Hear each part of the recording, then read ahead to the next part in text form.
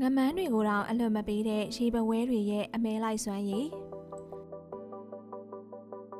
ရေပဝဲတွေဟာအသားစားတတ္တဝါတွေဖြစ်ကြပြီးသူတို့ရဲ့အစားအစာကနေထိုင်တဲ့ပတ်ဝန်းကျင်နဲ့ရေပဝဲအမျိုးအစားပေါ်မူတည်ပြီးကွဲပြားပါတယ်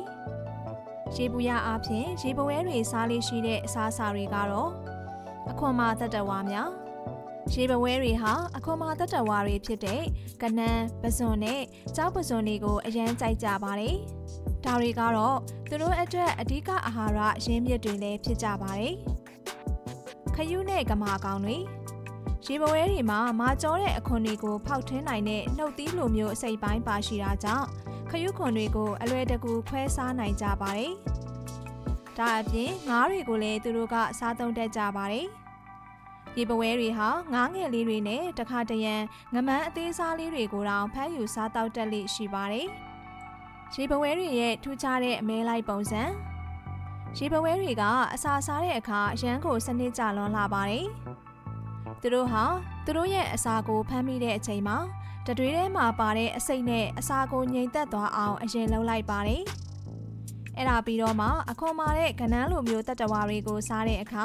အင်ဇိုင်းတွေကိုအခွန်ထဲကိုထည့်လွှတ်ပြီးအသားတွေကိုပျော့သွားအောင်လုပ်ပြီးမှစုပ်ယူစားသုံးတာမျိုးလည်းရှိတတ်ပါတယ်။ရေပဝဲမျိုးနယ်တွေရဲ့အစားအသောက်ထဲမှာထူးခြားတာတစ်ခုကတော့ကိုယ်မျိုးနွယ်အချင်းချင်းပြန်လည်စားသုံးခြင်းဖြစ်ပါတယ်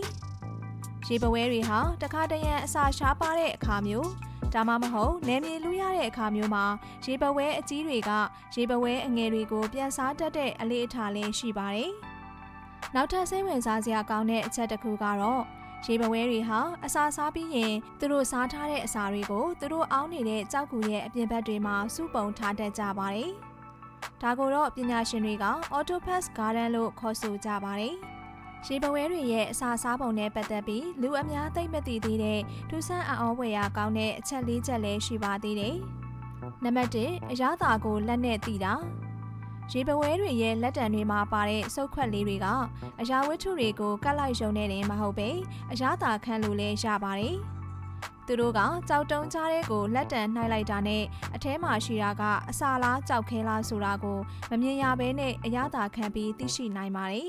။ဒါကြောင့်မလို့သူတို့ကအစာကိုလက်နဲ့အရင်မြည်ကြည့်တာလို့ပြောလို့ရပါတယ်။နံပါတ်2အစိတ်ရှိတဲ့တတွေးတွေပါရှိတာ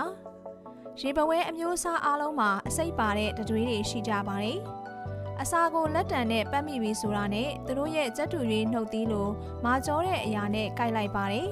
။အဲ့ဒီအခါမှာပါသွားတဲ့အစိတ်ကသားကောင်ရဲ့အာယုံကြောကိုထုံသွားစေပြီးရုံးမရအောင်လှုပ်လိုက်တာပါ။ရေပဝဲမျိုးစိတ်တွေက Blue Ring Octopus ဆိုရင်လူတွေကိုတောင်သေစေနိုင်တဲ့အထိအစိတ်ပြင်းထန်ပါတယ်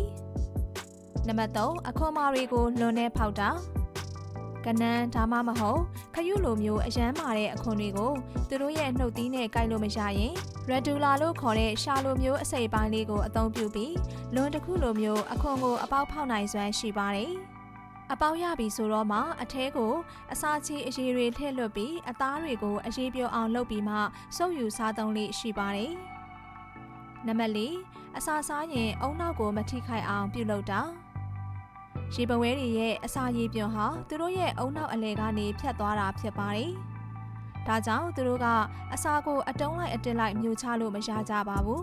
။အစာကိုနှုတ်သီးနဲ့အရန်သေးငယ်တဲ့အပိုင်းစာလေးတွေဖြစ်အောင်အရင်ဝါချီပြီးမှတဖြည်းဖြည်းချင်းမျိုးချရပါတယ်။အဲဒီလိုမှမဟုတ်ရင်တော့သူတို့ရဲ့အုံနောက်ကိုထိခိုက်နိုင်ကြလို့ပဲဖြစ်ပါတယ်။